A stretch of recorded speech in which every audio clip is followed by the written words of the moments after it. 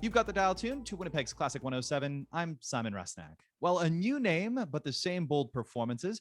Winnipeg's vocal group without fear, Camerata Nova, is now Dead of Winter. And to learn more about the name change and what's planned this 2021-2022 season, we've reached Artistic Director Andrew Balfour. Andrew, welcome back to Classic 107. Thanks. So great to be back. It's not the same as being in the studio, of course, but it is what it is, and it's an honor to be back here and talk to you. Well, thrilled to have you back digitally. Just these past few weeks, we've started to see music and arts organizations return to live performances again. But your group, Camerata Nova, won't be back, at least not as we knew them before the pandemic. Instead, the group returns to the stage under a new moniker, Dead of Winter. Tell us more about what went into the name change. Well, of course, it was such an unprecedented time these last 18 months. Both for us and for choral singing globally speaking. And it was a real kind of time of course, uncertainty and even frightened times at the very beginning. And I think we were all just personally trying to make sure that we were all safe and we could ride through the beginning. But then, through the miracle of technology, and I think because conductors and organizations weren't thinking about the next concert or the next seasons, they were actually reflecting what choral music really means and to try to diversify it. And I think that we spent a lot of time in Camerata Nova, and also I'm talking to other conductors and organizations about how do we make choral music more inclusive? How do we have make it diverse and safe platform for people? So, and immediately we start thinking about rebranding and changing our name to get away from the Eurocentric sort of perspective of choral music. And Camerata Nova, of course, as you know, is a Latin name. And it's served us well for 25 years, but we took a long time to sort of have forums, to have think tanks, to go through different names. And it was important for us to identify where we're from. We are proud to be from Winnipeg. We are and of course, so the title Dead of Winter is I thought suited us well. That title kept on coming back to us. We went through quite a few names, but and I think it was really important for us to try to do our part in the choral world to make it more diverse, and also to be honored where and where we're from. That's the most important thing too, and I think that serves us well on both those fronts. And it took a while, but here we are. Yeah, I mean, here we are, and I mean, I think you're talking about this idea of soul searching, whether it's arts organizations, choral groups, conductors, or us personally. I think all of us in one way or another have done some soul searching as we've hunkered down at home and isolated and physically distanced, right? And maybe that's a very quiet personal change, or maybe it's one that, like in the case of Dead of Winter, really manifests itself more publicly. Can you talk more about how that reevaluation has gone on from an organizational perspective, and how the group itself has shifted away from its sort of Renaissance Baroque roots and towards these past few years, indigenous, modern, and new arrangements of choral music? Well, that's great. In terms of as an organization, it certainly was a soul searching time. We wanted to make sure that we still honored our past, but at the same time reflect where we want to go in the future. And I think a lot of groups are rethinking sort of how they're, like I said, make the platform of choral music more diverse and welcoming and less elitist and less Eurocentric. But for us, we've always been proud of our collaborations, particularly with Indigenous artists. I think it's important, particularly at this time, with relationships with settler Canada, is that Indigenous artists are given a safe and respectful platform to tell their stories. And it seems unlikely, and sometimes in terms of like a choral group being able to do that, but I think the choral world in Canada in particular is actually really opening their arms to collaborating with Indigenous artists. And I'd like to think that we were one of the groundbreakers in establishing those platforms, and again, being safe and respectful and following protocols. As a result, I think we've been very fortunate to work with some of Canada's top so-called classically orientated Indigenous artists. So we're very proud of that. And we only want to strengthen that. At the same time, stay true to our roots of performing top-notch early music. That's very important. And we'll talk about the Baroque Festival soon, but it's like, to us, that's still very important because, we came together. At first, it was just 5 of us. We're very, very passionate about performing early music, and that's still part of our mandate.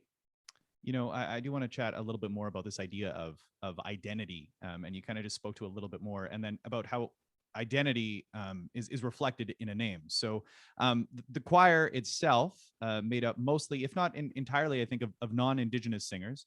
And Yep. then you, an individual of Cree descent. And I read in the press release that accompanied this name change that this was a sort of way to meet that complicated artistic identity head on with these two different perspectives behind the name. Can you tell us a little bit more about the Indigenous and the non-Indigenous meanings behind the name Dead of Winter?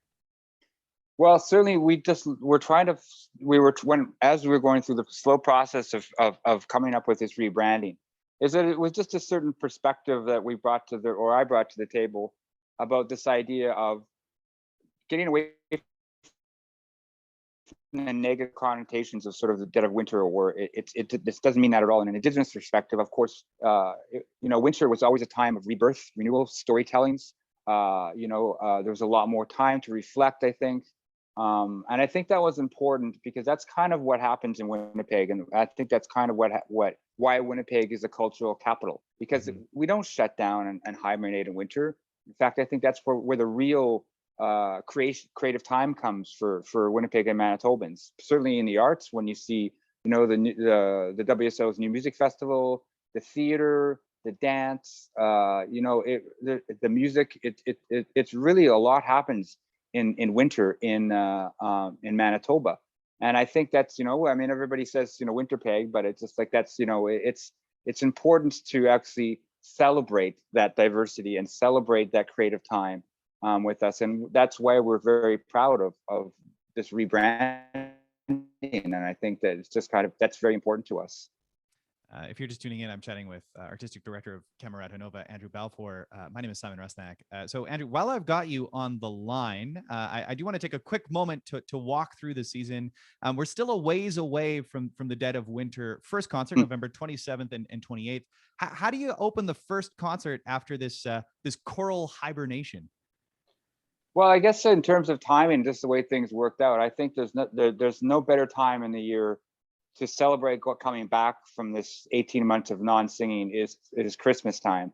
And of course, Christmas time, for those of our longtime followers, has always been a special event for us. We, of course, used to have many concerts at the Manitoba Legislative Building, which is a free concert. And we've always celebrated that concert. And I really feel that, of course, this being a free concert, but also very important that we are asking for donations for Winnipeg Harvest, which is very important to us because we feel that's a way to give to the community and to also acknowledge those that are not so fortunate enough around that time. So with the great joy we'd like to spread with our choral music, of course, and Christmas music, which also gives us a certain sense of a mission to make sure that we can do our little small part to help those that are less fortunate. And that's always been kind of the spirit of the Christmas concerts for Camerata Nova, now Dead of Winter.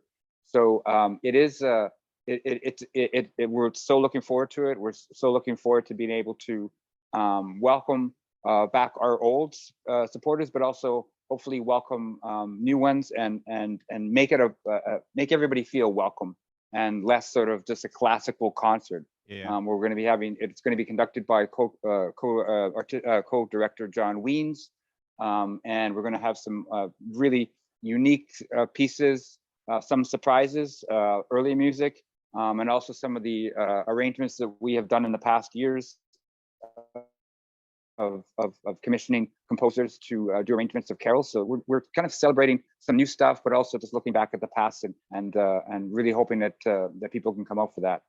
The concert's titled Celebrating the Carol, and it sounds like a celebration in the truest sense of the word. So a great return to the concert hall stage. From there, we look at the new year, an exciting joint initiative. This is the first time I'm talking about this on Classic 107, so I'm really thrilled that you're here to talk about it.